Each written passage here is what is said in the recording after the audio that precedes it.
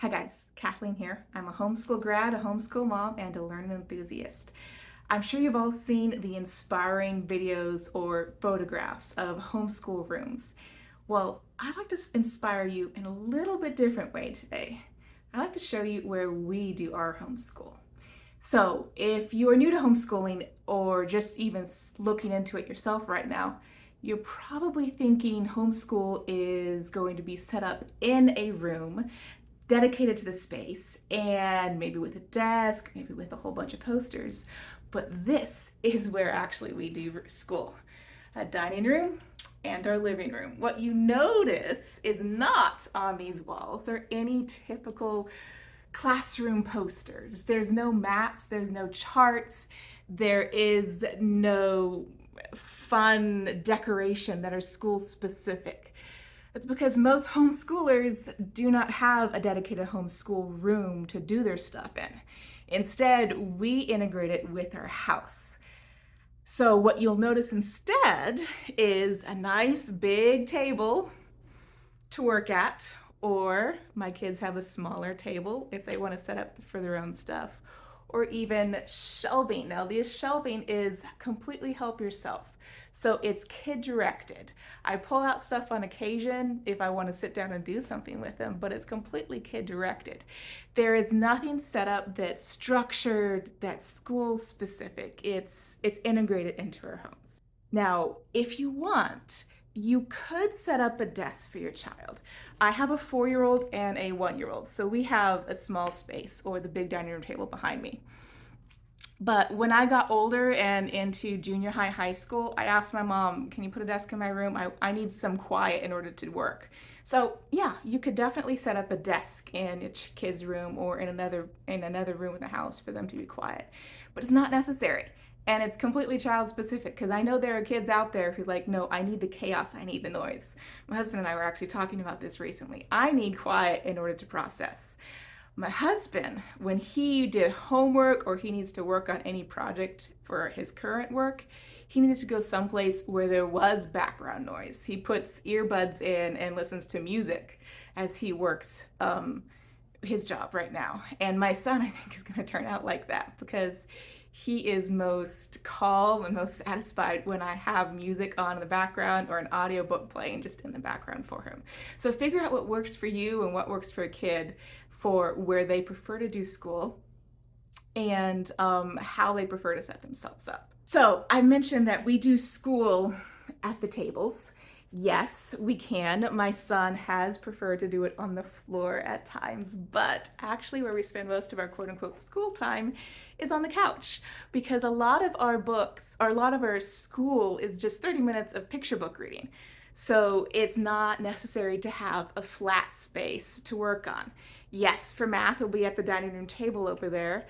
And for a little bit of handwriting that we do, since he's only 4, he does handwriting at the table. But you don't need to do everything at a table. This is our preferred place for school. So I've mentioned you can do school at the dining room table, a desk, the floor, the couch. But that is not all, friends. Oh no, that is not all.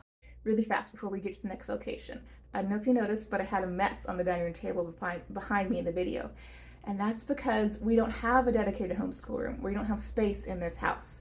So while I still would not have a homeschool room in our setup if we had an opportunity to have a dedicated space, what I would do instead is a project room. Because kids want to be able to do projects, the big Lego projects, the big art projects, any hobbies they have. And you as the parent are probably just being driven nuts by their mess being left out, so you make them clean it up as soon as they're done, quite appropriately. However, that is a barrier to the kids actually engaging in that activity. So in our house, we have a compromise. This half of the dining room table is Steven's, so he can do whatever he wants. So it has been a Lego zone. It has been an art zone for several days. Right now it is these geosticks that he can click together and either create his own stuff or follow an example. A project space would be an excellent way to convert an existing homeschool room into something that actually would be used and enjoyed a lot by kids. We have also done school out here on the deck. We've got a nice cozy spot right here. I brought the giant box of books that we love to read out to the deck. And we've done school out here on nice days in the mornings. We're only out here for maybe 30 minutes reading. So even a hot day like today in the middle of July, we can have fun outside, and just, mix it up. Outside is good. Outside is fun. I used to do school out on our deck when I was a kid. I remember vividly doing math on the grass underneath our tree in the front yard. I did like a ton of math one afternoon in May, just trying to finish out my book so I could be done with school. So, yeah, you can do school outside too.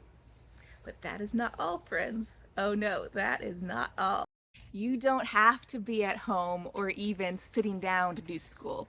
You can do it out in the great outdoors. Now, I have here my backyard and a patio for two reasons. Because specifically with the little kids, it's great to get their bodies involved with learning. So I have drawn like chalk marks of colors or maybe shapes, or in the very beginning even numbers when my son was really starting to be interested in learning numbers. I've drawn them on the driveway on our patio here and have just had fun playing games like, okay, can you get on the red triangle now? Kind of a Twister-like version, except not on the hands and knees and everything. So the kids are running around using their bodies, having fun, which you don't have to be in a classroom to do that. You can do that outside. Or if you're wanting to do science, why sit and look at a book on worms when you can just go dig in the yard and find some worms in addition to that? So get out here, get into the bugs, find a leaf. Yes, you could do it from the book. You can bring the book outside. You can do so much by moving some of your learning outside. Plus, it helps keep your kids, once again, moving, and it helps keep their minds active and engaged. But that is not all, friends. Oh no, that is not all. You can also do homeschooling in the car. Now, I'm not talking about dragging all of the textbooks in here and have them study while you run around town and do your errands. You could do that if you really need to, but instead I'm talking about maybe your textbook that you're doing has an audiobook version that the kids prefer to listen to anyways. Or maybe you just want to listen to some fictional audiobooks or nonfiction audiobooks. You can also, homeschoolers are really known for being nerdy or finding the fun ways to help you memorize stuff. So there are songs out there to help you memorize your bones of the body or the state capitals that you can plug into the car for just background noise. Or for us, my son really does like audiobooks, but since I don't always remember to turn them on, I keep my radio on our current classical station, our local classical station, since my son and I both really love classical music. So it facilitates conversation of, hey mom, there's a trumpet, or what instruments do you hear now, or I like that song. So yeah, you can just do the fun extra stuff in the car like that.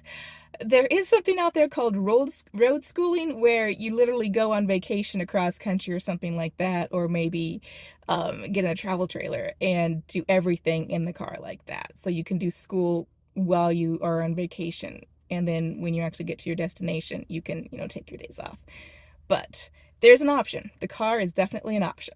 So before I get to the last place you can do homeschooling, I've been saying a phrase over and over in this video, and that is not all, friends. Oh no, that is not all. It's from a classic children's book. Do you know what it is? If you do, put it down in the comments and I'll let you know if you're right. Also, if you found this video helpful or even made you smile, hit the like button, let me know that you liked it. So one last place you can do homeschooling is the kitchen, or really any other place in the house. Because home education is not necessarily about a certain time or a certain place that you sit down and quote unquote do school. Because learning happens everywhere, and that is one thing that differentiates the homeschool method versus the go to school method.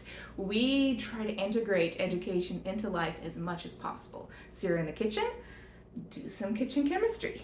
There's a whole book out there that I really love cooking from. It's called The Science of Cooking. Look it up. You and your high schoolers or middle schoolers will have a lot of fun studying why exactly cooking stuff one way leads to a certain result. It's all about chemistry. You can do school in the garage when you pull your kids into auto maintenance.